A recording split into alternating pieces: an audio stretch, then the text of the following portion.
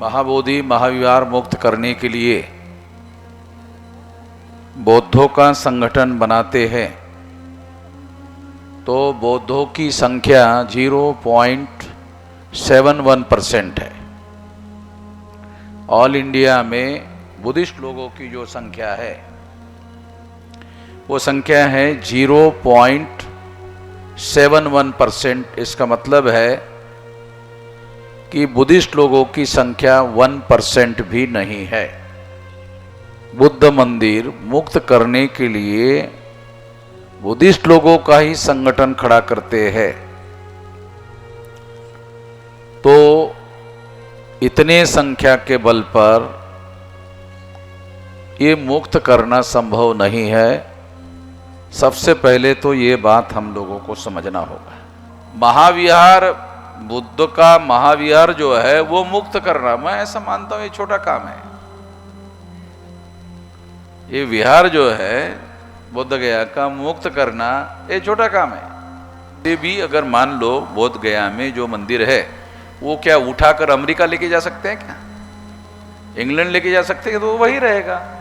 तो जब आपका विशाल संगठन निर्माण होगा वो अपने आप ही आप लोगों के नियंत्रण में आ जाएगा। तो संगठित शक्ति पर ज्यादा से ज्यादा जोर देना चाहिए। अब प्रतीकात्मक रूप से अगर बोध गया आप लोगों का मंदिर है, बौद्धिस्ट लोगों का मंदिर है, तो ये आप लोगों के नियंत्रण में आ सकता है। उस पहली प्राथमिकता निर्माण करने पर जोर लगाएंगे। चरत भिक्कवे चारिकं बहुजन हिताय बहुजन सुखाय। तो ये जो बात बुद्ध ने कही है इसके अनुसार बहुजनों का धर्म तो बुद्धिज्म है और ये उनके लिटरेचर के अंदर लिखा हुआ है। बाबा साहब आम्बेडकर के कहने पर जिन लोगों ने धर्म परिवर्तन करके बुद्ध धर्म को अपनाया उन जाति के लोगों का भी ये धर्म नहीं है, ये बहुजनों का धर्म है। कि बुद्धिज्म के जो मौलिक प्रिंसिपल है समता, स्वतंत्रता, बंधुता और न्याय, ये 4 सूत्रों पर नए समाज का निर्माण किया जा सकता है। हिंदू नाम का कोई धर्म नहीं है। बल्कि दयानंद सरस्वती ऐसा कहते हैं, हिंदू मुसलमानों की दीवी गाली है। अगर हिंदू मुसलमानों की दीवी गाली है तो निश्चित रूप से उस धर्म का नाम हिंदू नहीं है। अब आजकल जो ब्राह्मण लोग हैं वो उस धर्म को अब सनातन कह रहे हैं। यानी पहले हिंदू कहते थे मगर हिंदू तो मुसलमानों की दीवी गाली है। तो इसलिए जब ये बात मैंने सार्वजनिक रूप से उठाई तब ब्राह्मणों ने इसको नाम बदलकर सनातन कहना शुरू कर दिया। जब मैंने उनको कहा ये सनातन भी आपका शब्द नहीं है, एस धम्मो सनातनो, ये जो बुद्ध का प्रवचन है उसके अनुसार बुद्ध कहते हैं कि यह धर्म सनातन है। यानी बौद्ध धर्म के बारे में उन्होंने कहा कि यह धर्म सनातन है। साथियों, ऐसे महत्वपूर्ण विषय आज चर्चा करने के लिए रखे गए हैं। मैं इन तमाम बातों को ध्यान में रखते हुए कुछ बातें आप लोगों के सामने रखना चाहता हूँ। बोध गया मंदिर या उसका व्यवस्थापन ब्राह्मणों के कब्जे में है और इस कब्जे से मुक्त करने की ज़रूरत है, ऐसा लोग चाहते हैं। लोगों को ऐसा लगता है कि ये मुक्त होना चाहिए। क्या करना होगा ऐसा करने के लिए, ये सबसे बड़ा सवाल है।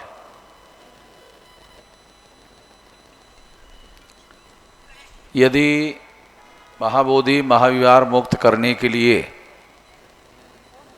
बौद्धों का संगठन बनाते हैं तो बौद्धों की संख्या 0.71% है।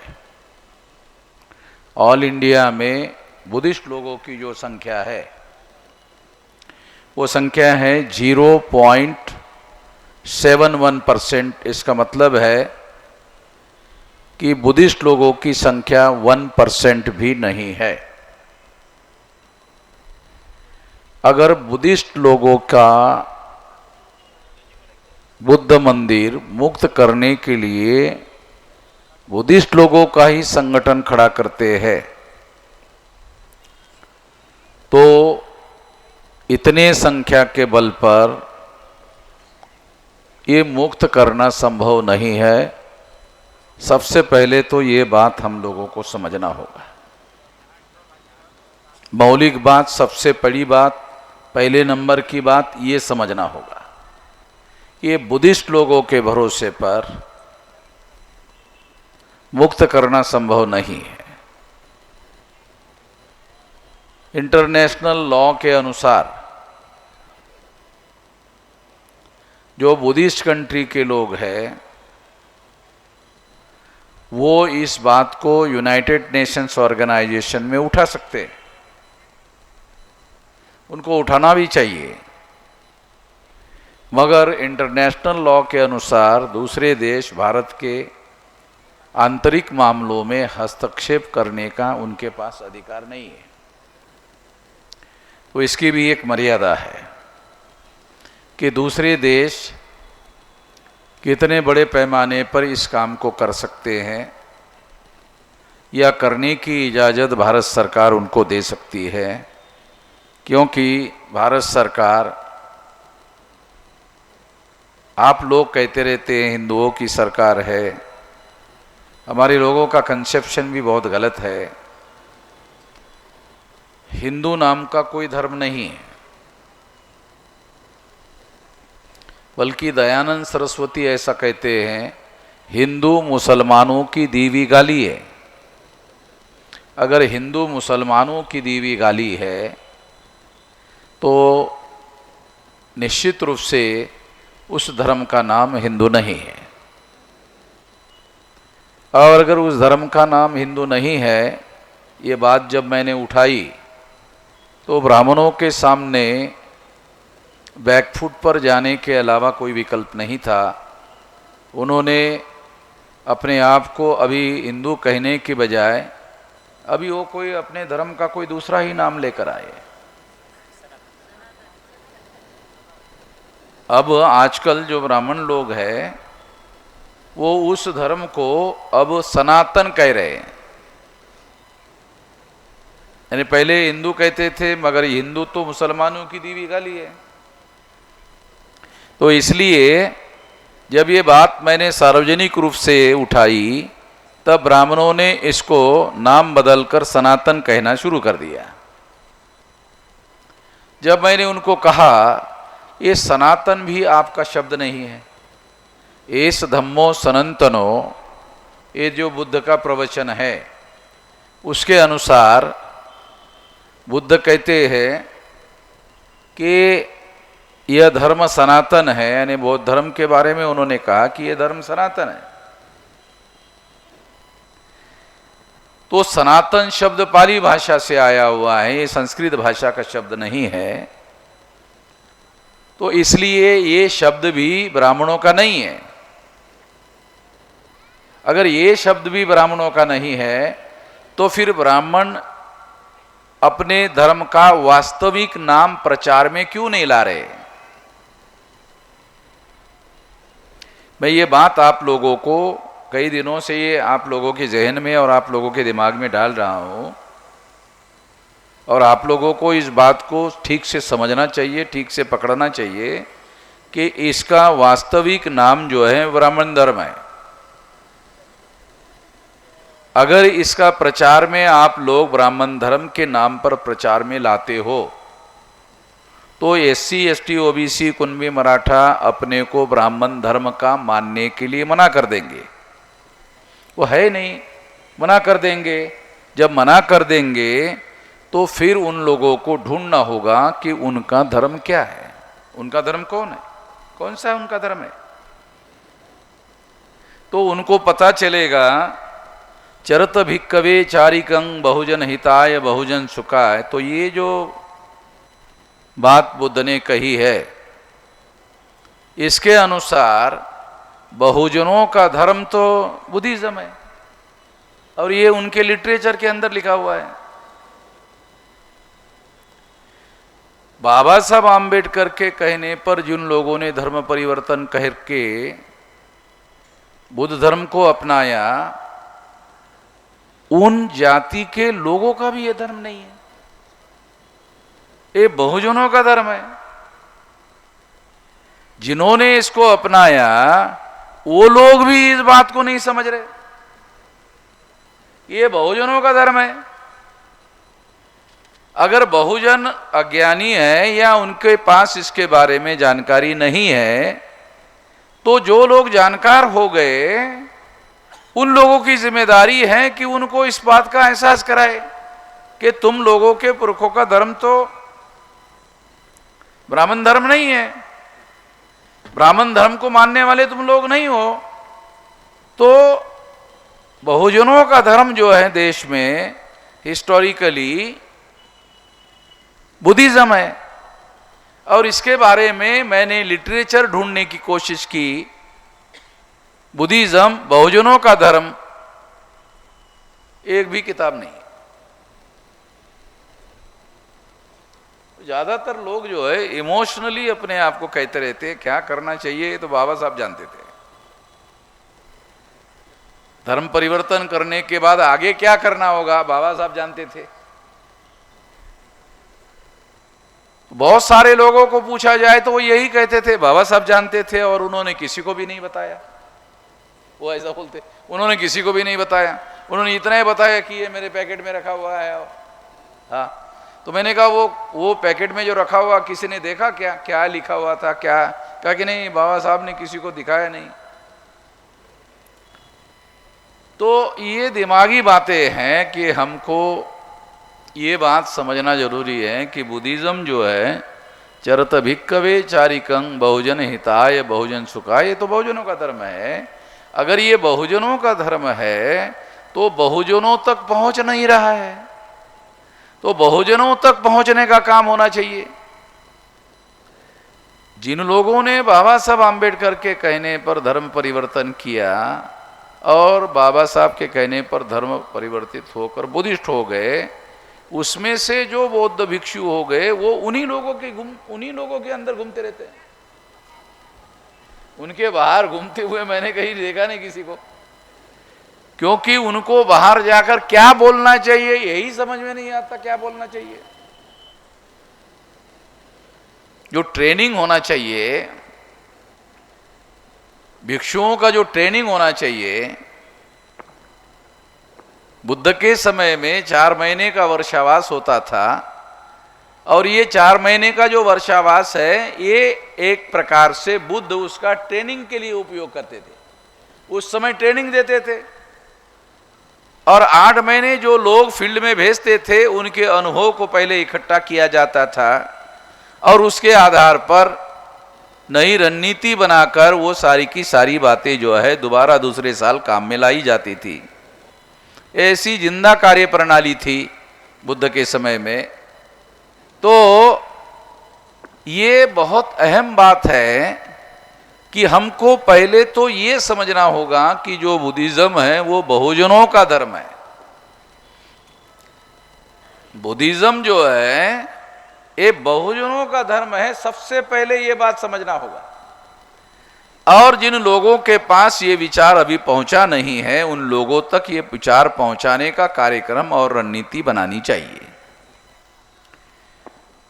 अगर दूसरे लोग इसको नहीं कर रहे हैं या दूसरे लोगों के बात ये समझ में नहीं आ रही है, तो अभी मुझे लगता है कि बुद्धिस्ट इंटरनेशनल नेटवर्क के द्वारा, बुद्धिस्ट इंटरनेशनल नेटवर्क के लोगों को ये बात अपने लेवल पर उठानी चाहिए और अपने लेवल पर उसको करना चाहिए।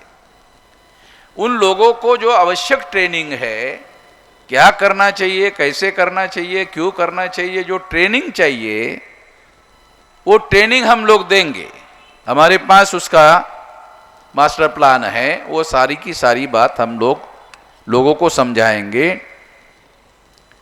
तो आज जो है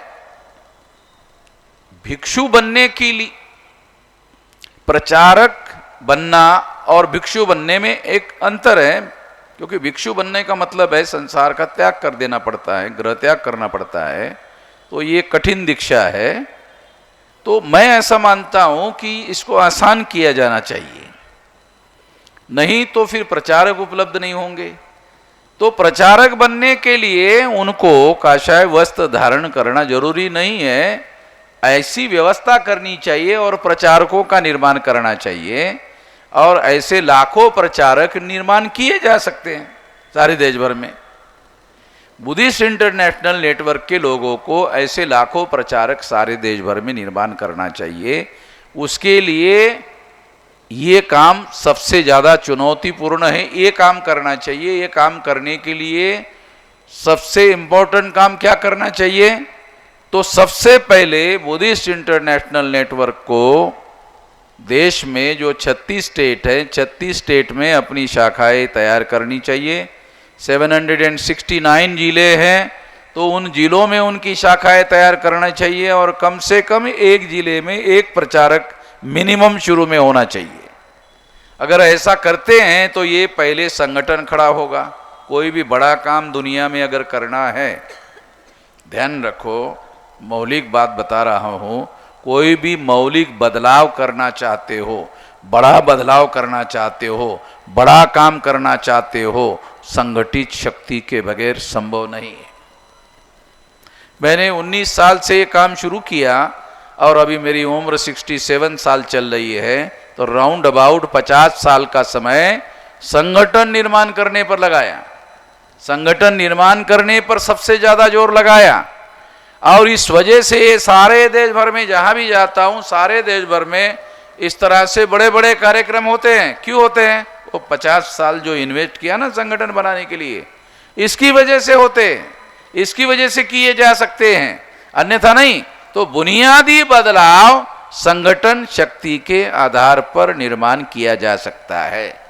तो संगठन शक्ति निर्माण करने पर बुद्धिस्ट इंटरनेशनल नेटवर्क को प्राथमिकता देनी चाहिए, पहले नंबर की। अगर ये संगठन, मिनिमम संगठन निर्माण करने के लिए एक जिले में एक आदमी चाहिए, मिनिमम।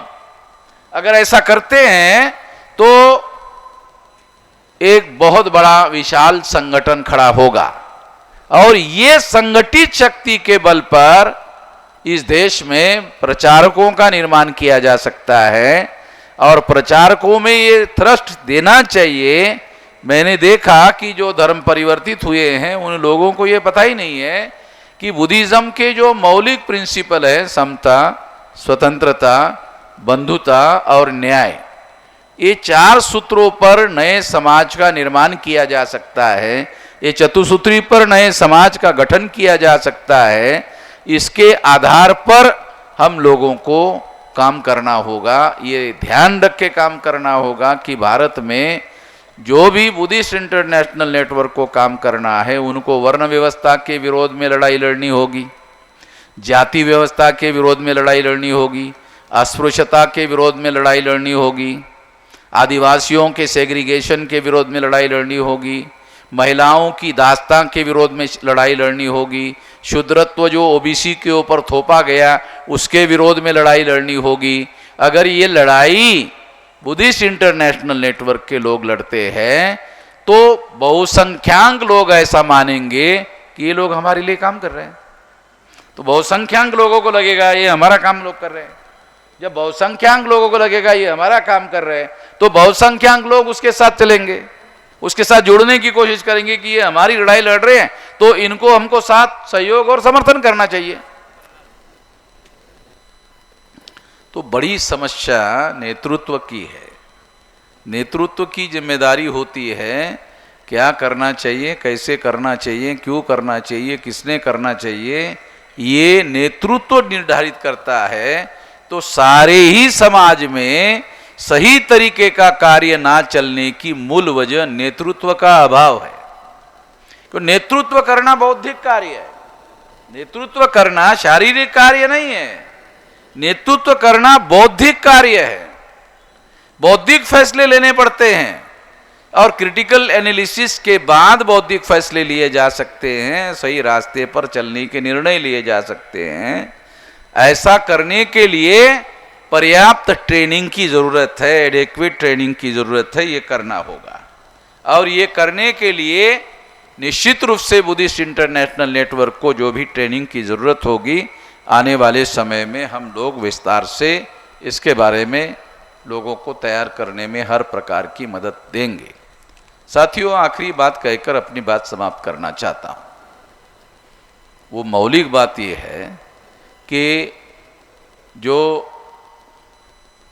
SC ST OBC के लोग हैं, ये SC ST OBC के लोग वर्ण व्यवस्था, जाति व्यवस्था के शिकार लोग हैं, अस्पृश्यता के शिकार लोग हैं। और ये जो शिकार लोग हैं, इसके विरोध में लड़ाई लड़ने की रणनीति बनानी होगी। और ये लड़ाई लड़ने की रणनीति बनानी होगी और इसके लिए संगठित शक्ति का निर्माण करने पर ही सबसे पहले जोर देना होगा। अगर ये काम आप करते हो तो आप कुछ करने लायक बन सकते हो, अन्यथा इंडिविजुअल लेवल पर ये जो काम है ना बुद्धिस्ट लोगों का या बुद्धिज्म का, ये काम इतना आसान नहीं है। आप लोग सोचते हो महाविहार, बुद्ध का महाविहार जो है वो मुक्त करना, मैं ऐसा मानता हूं ये छोटा काम है। ये विहार जो है बुद्ध गया का मुक्त करना, ये छोटा काम है। ये जो ब्राह्मणों ने वर्ण व्यवस्था, जाति व्यवस्था, अस्पृश्यता, आदिवासी को सेग्रीगेशन, महिलाओं की दास्ता, शूद्रत्व पिछड़े वर्ग पर थोप दिया, इससे लोगों को मुक्त करना, ये बुद्ध के समय में एक काम बुद्ध के द्वारा किया जा रहा था। और ये काम किया जा रहा था इसलिए बहुजन लोगों ने कहा कि ये हमारी विरासत है, ये काम करना होगा। अगर इसके लिए आप विशाल संगठन निर्माण करते हो, देशव्यापी संगठन निर्माण करते हो, तो वो विहार कहां जाएगा? वो कहां जाने वाला है? वो कहीं नहीं जाने वाला। वैसे भी अगर मान लो बोध गया में जो मंदिर है, वो क्या उठाकर अमेरिका लेके जा सकते हैं क्या? इंग्लैंड लेके जा सकते हैं? तो वो वही रहेगा। तो जब आपका विशाल संगठन निर्माण होगा, वो अपने आप ही आप लोगों के नियंत्रण में आ जाएगा। तो संगठित शक्ति पर ज़्यादा से ज़्यादा जोर देना चाहिए। अब प्रतीकात्मक रूप से अगर बोध गया आप लोगों का मंदिर है, बौद्धिस्ट लोगों का मंदिर है, तो ये आप लोगों के नियंत्रण में आ सकता है। उस पहली प्राथमिकता निर्माण करने पर जोर लगाएंगे, संगठित शक्ति निर्माण करने पर जोर लगाएंगे, तो ये सारी समस्याओं का समाधान होगा। इस मौके पर मैं इतना ही कहना चाहता हूँ। बाकी जो तमाम बातें आप लोगों के द्वारा कही गई है, वही बातें दोबारा रिपीट करने का कोई मतलब है नहीं है। बाबा साहब आम्बेडकर ने बुद्धिज़्म के बारे में जो कुछ भी कहा, लिखा, तो और मेरे से अलग कुछ बताने की ज़रूरत है ऐसा मुझे नहीं लगता। तो बाबा साहब आम्बेडकर की लाइन को ही लेकर हमको चल रहे हैं, और जो लाइन उन्होंने बताई है बुद्धा एंड धम्मा में, वो उसी लाइन को लेकर आगे बढ़ना है। जो मिलावट बुद्धिज़्म में की गई है, वो सारा का सारा शुद्ध बुद्धा एंड धम्मा में तो उन्होंने क्लियर कर दिया है, और उसी को पढ़ो, समझो और अमल करो। तो बहुत सारी बातों की समझ और बहुत सारी बातों की स्पष्टता आएगी, और काम करने के लिए संगठित शक्ति के द्वारा हौसला मिलेगा। इतना ही कहना चाहता हूँ। आपने मेरी बात ध्यान से सुनी, इसके लिए आभार, धन्यवाद।